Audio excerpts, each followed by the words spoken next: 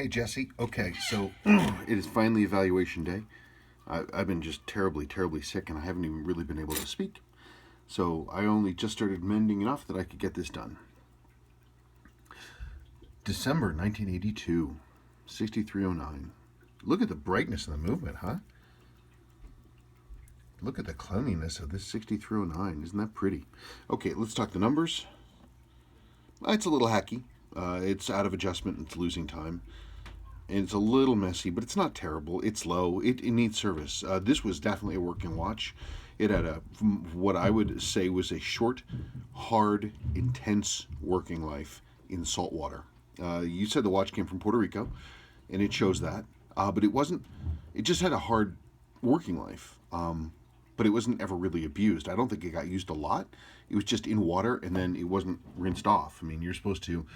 The old diving instructions for these things are that when you're done being in the salt water for the day, you're supposed to put these things in a glass of fresh water overnight to leach the salt out of them. Somebody didn't do that here. So let's talk cosmetics. The watch generally is fine. Let's look at a few things here. Watch generally is fine. You look at this. Your lower main spiral report is kind of worn. I'll have to see how serious that is. It definitely sat in salt water. You can see them. You can see it's got this corrosion that sat underneath this lip. I don't think it's terrible, but it's definitely going to be some minor pitting on there. You've got a couple more points here and here where it did that. I haven't. Well, let's pull up this ancient old seal.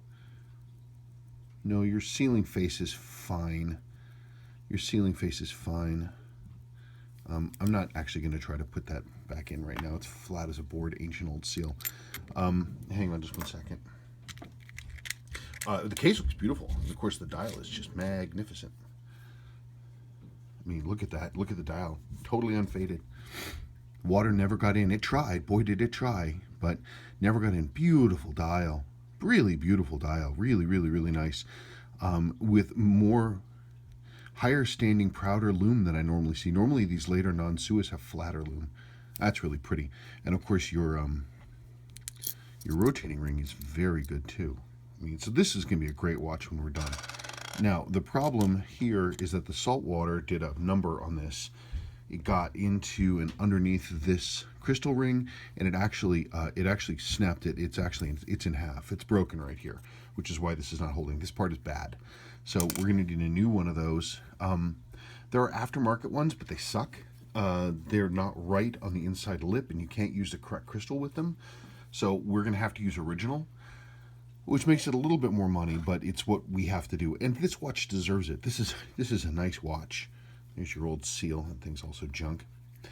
It's a great watch. It needs a rebuild. It needs a crystal. It needs all new seals. Obviously, it needs a crystal retaining ring. But after that, it should be great. This is going to be a really pretty watch when we're done because it's in such nice original condition.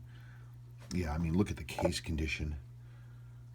Look at the case condition. Really pretty brushing all the way down the face of the lugs. Super sharp case lines. This is going to be a great watch when we're done. Yeah, absolutely, no question. Going to be awesome. Okay, let me know.